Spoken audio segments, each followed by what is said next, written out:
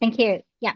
So we're looking at the asteroidal composition that varies in our solar system. So what you're seeing in this graph, in this picture here, is that different groups of asteroid grouped by their orbits, the distance from Sun, from the Hungaria to the main belt to the Trojans, and we can see them grouped into different sizes as well. So they're smaller asteroids to bigger asteroid at the top. So what we can see here from this graph, from this chart, is that each of these circles that represent different masses, different distance from Sun, they are all of different compositions. So we are seeing different asteroidal type that goes in different region of our solar system. And in the outer solar system, we can see P and T type, and in their outer asteroid belt, we see C-type asteroids. So they are more volatile, more organic rich composition material coming from the outer solar system um, could be mixed with the inner solar system material. And we're hoping to see whether or not that is the case that could explain the diversity that we're seeing on the Itokawa asteroid. Next slide, please. So here, this is a diagram to picture showing us the overview of the asteroid Itokawa. Itokawa is a stony S-type asteroid, as we heard from the talks from yesterday. That it's an S-type asteroid, so it's a stony type asteroid. Albedo of it is moderately bright, volatile, poor. So it's supposed to be quite silicious enriched. So why the heck did we then look at the organic composition of this S-type asteroid? So if we look into this diagram here, at this box pointed, the white box pointed, there is a black boulder called the black boulder. So this is one of the many boulders that are observed on Itokawa. So there are 500 of boulders of similar size, but only one of them there is this dark. So this is the black boulder that is quite remarkably dark compared to the rest of Itokawa. So we're wondering then, why do we have this dark material and how that influenced the composition then of Itokawa? Next slide, please. So how can an asteroid get darker? So there are different processes that could make an asteroid dark. So dark as in is spectroscopically dark, so it doesn't reflect as much light, or maybe it's just not reflecting much light because it has maybe more organic compounds. So what's making the asteroid getting darker? So there are different processes.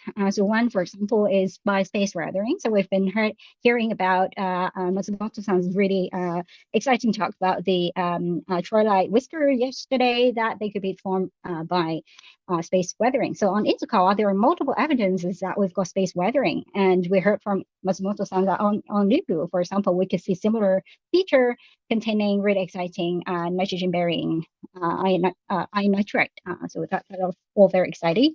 On the right-hand side, this is a APT, APATU, atom tomography diagram of its core sample. So we're seeing also, as the yellow image showing you on the surface, we've got space weather rim of the olivine grain. So we are seeing, for example, space weathering processes. Next slide, please. And we're also seeing maybe there could be alteration or changes to the Itokawa asteroid by synolithic impact. So here we're seeing micrometeorite or ITP impact showing some very small scale craters and melt droplets. On the right-hand side, the scale bar there is 20 meter, 2 meter, 20 meters, sorry. So we're seeing on the right-hand side that that boulder got snapped into half. So that scale bar is roughly the size of that boulder. So that boulder about 20 meters in size snapped in half. So probably by impactor causing that. So we are then seeing there is some modification towards asteroid Itokawa, and how then we wonder how that impactor could change the composition. Next slide, please. And we can skip this slide to catch up with the time, please. So skip that slide, please. Thank you. So now we're looking at then, if we know that there are some modification processes going on, if we know that there are impacting onto asteroid Itokawa, how could we see? Could we be? Were able to see that in our Itokawa sample?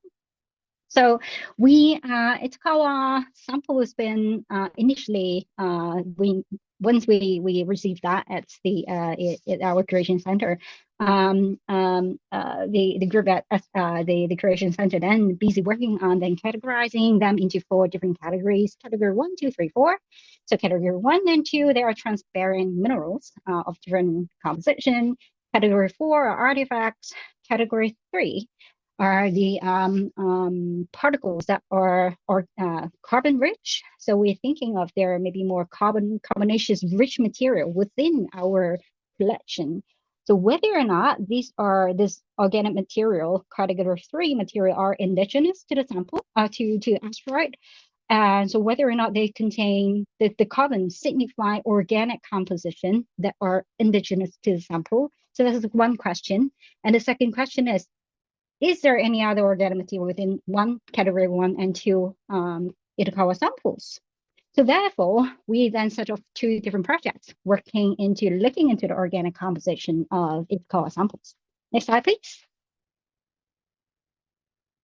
So here, the first sample, we got that from, received that during the AO1 project.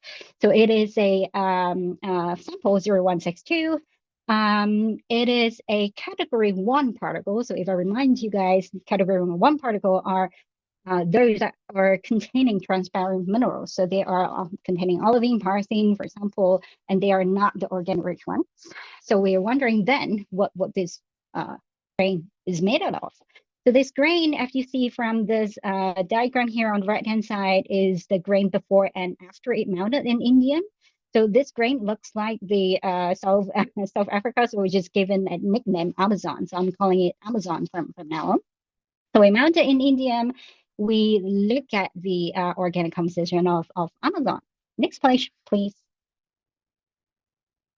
So here is some data we collected with Raman spectroscopy. Raman spectroscopy is really handy in helping us to understand the composition of Amazon. It's capable of telling us about the mineralogical composition of this grain. And because Raman is quite sensitive to organic component, it helps us understand the organic distribution, the organic structure of the of Amazon. So in the middle panel here, you see some spectra from the bottom to the top of different colors. You see each of these spectra, each of these is a Raman spectra of different points on this particle. So different spectra got different peaks, and those different peaks help us identify what mineral they are. So we could see we've got olivine, we've got pyroxene, we've got albite, we've got all these different minerals that got sorted into different areas in this particle. And using the specific, very subtle variation in their peak position of different minerals, we could even tell the composition, chemical composition of these different minerals. So we use that chemical composition, the mineral assemblages, compare it to other study looking at the mineralogical composition of Itokawa. We find that a very close match. So the grain here, the Amazon grain that we're looking at here, has a chemical composition very comparable to LL chondrite. So we are not looking at, some other foreign material that, falling from space onto Itokawa. We're looking at the Itokawa sample that represent the average of Itokawa sample here. So one thing that we wanted to highlight here is the red, is the yellow bands. So at the top of the diagram, you can see the yellow spectra. And it's got two peaks there. So we use that two peaks to identify where these yellow materials are, and they are organic components. So we use that to track along where they are on the map of Amazon. So on the left-hand side of the diagram, you will see different colors. So green represent the green spectra, which is olivine.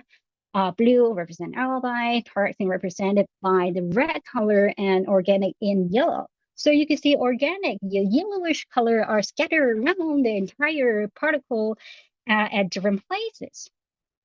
So next slide, please. So at the top, the organic material varies in composition. So when we look at the spectra, they look very differently. So if you look at the top two spectra, they look like more broad. You know that they're two distinctive peaks, but they're looking more broad. And the bottom of the spectra look a bit more, the two peaks are more narrow. So next slide. Bottom peak where it is more narrow, it's very similar to other organic material that has been heated to a higher temperature. So organic material with a peak metamorphic temperature of 600 degree or above will have this kind of really narrow bands. And so we can track it and trace it around the Amazon, and we see it scattering around Amazon as well. Next slide, please. But the broad peaks that we're seeing for the top two bands, we're only seeing within that one single region of Amazon. So they are not far apart. So this grain is about, each of this box here, the grid line is about 10 microns. So they're the heated material to unheated material, they are just about 10 microns apart. And they are 200 to 600 degree variation. So one thing that I wanted to also point to your attention here is where they scatter around this sample. So we have the organic material always associated with the red region. So that is where parsin is. So heated organics, they are always associated with a particular mineral phase.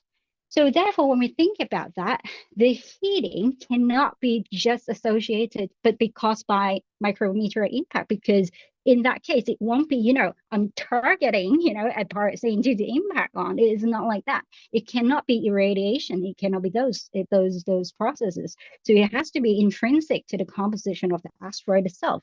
Next slide, please. And so what we're seeing here is some diagrams that usually when we analyze these peaks, the left peak and the right peak, we analyze their peak sort of characteristic, and in their peak positions, their peak width, and their relationship between their peak position, peak width of the two peaks, we could then very subtly compare to different material hitting to different temperatures. So we could use that as a cosmothermometer. Next slide, please.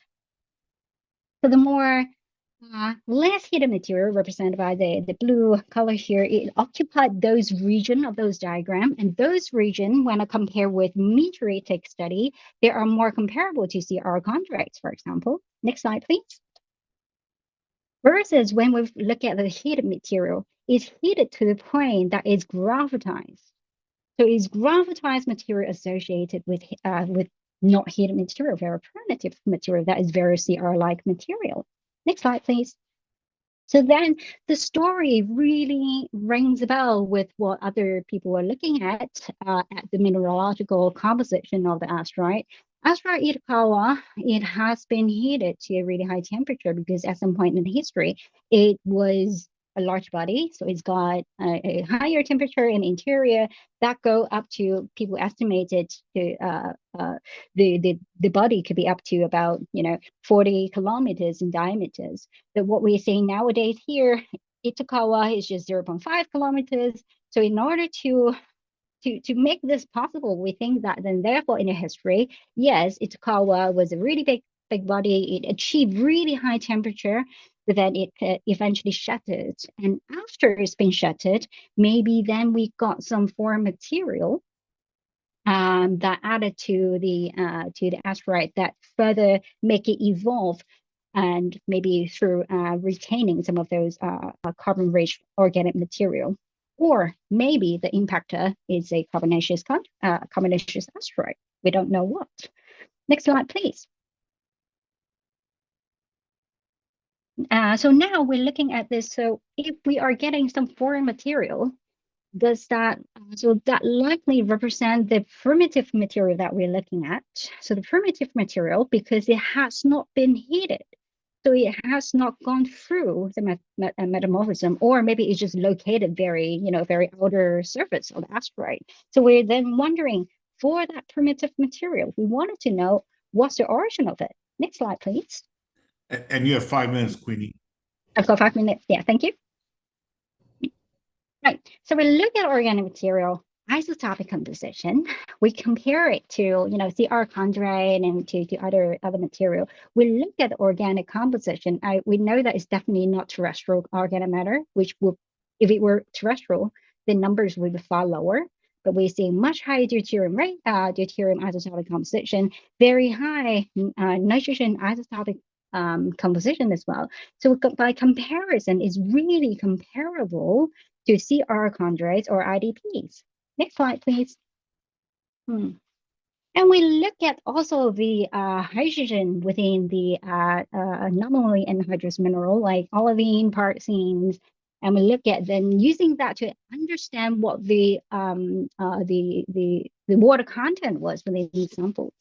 We noticed that the in this diagram here on the right, the triangle, black triangle, right where the pink arrow is, that is pyroxene of our sample. So is not similar to Earth sample is not similar to any data that we're seeing for chondrite or so. That's because of the organics that we're observing within the sample. The organic change that altered the isotopic analysis that we're using. Because organic also got hydrogen, so we're looking at hydrogen composition. So it's changing the isotopic composition a little bit. Next slide, please. And next slide, please. And next slide, please. Next slide, please.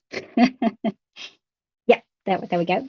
So, so based on our previous analysis, the summary that we can get from the data is that the organic is associated with pyroxene. At some point in the history, the asteroid heated up to really high temperature.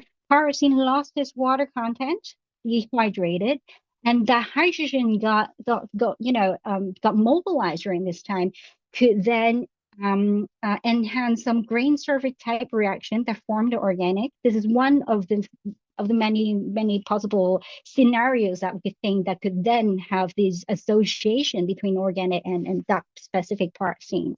So then eventually that organic also got heated, make it gravitize, so that whatever organic that are associated with the pyroxene would have gone through those heated processes, versus the primitive material would not have gone through that.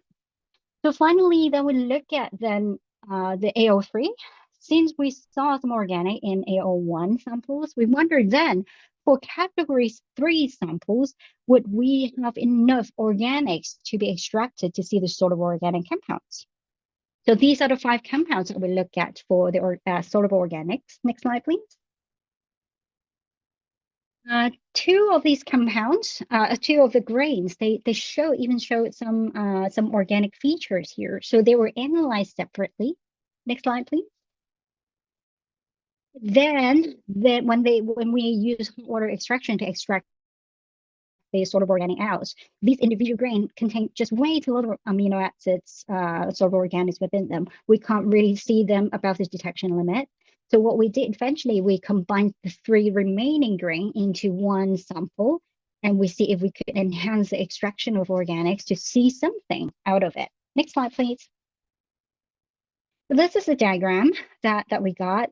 We are comparing the blank sample, which is a procedure blank that observe any contamination that we could get to the sample, to the sample, which is the red bars. So we can see that the sample is notably higher in amino acid composition within them compared to the blank, and is more enriched in 3 amino acids: glycine, beta-alanine, GABA. So these 3 amino acids are similar also to the typical LL5 amino acids. Next slide, please. And next slide, please.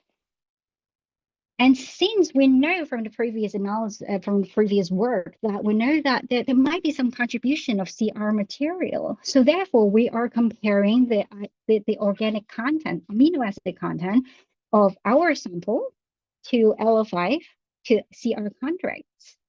So what we're seeing here, the dots that you can see on this diagram are the amino acid abundance. Our samples are very similar to LL5 chondrite. But if you look at the color bars, which are the amino acid distribution, is dissimilar at all to LL chondrites. It's more similar to the blue bars, which are the CR chondrites, which are more aqueously ordered. Next slide, please. Next slide, please. So we know that at some point in history, Itokawa got heated, water lost, organic got heated. Next slide, please. And later on in history, after the asteroid got completely shattered and regathered, we've got the rehydration of the Itokawa by inflow of organics, maybe through CR chondrite, maybe through IDP. We need to analyze more samples to understand that better. Next slide, please.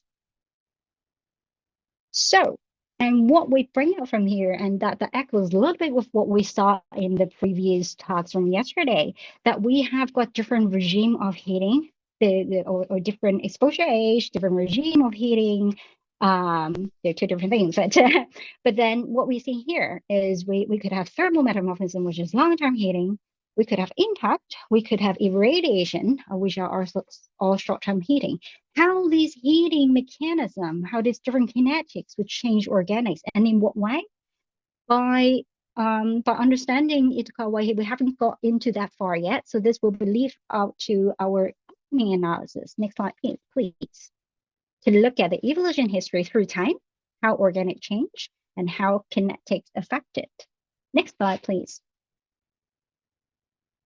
And so this is in the last couple of years, we've got the Lugo samples, and we are using what we've learned from Itokawa to help us guide into what question we should be answering when we're looking at organic content. So other than looking at origin, looking at the composition of organic, can we tell a little bit more of the evolution history?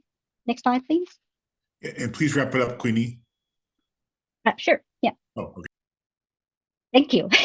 Yeah, so basically this is what we learned from Itokawa and how it could guide us from understanding Nugu and the new in the future. Thank you.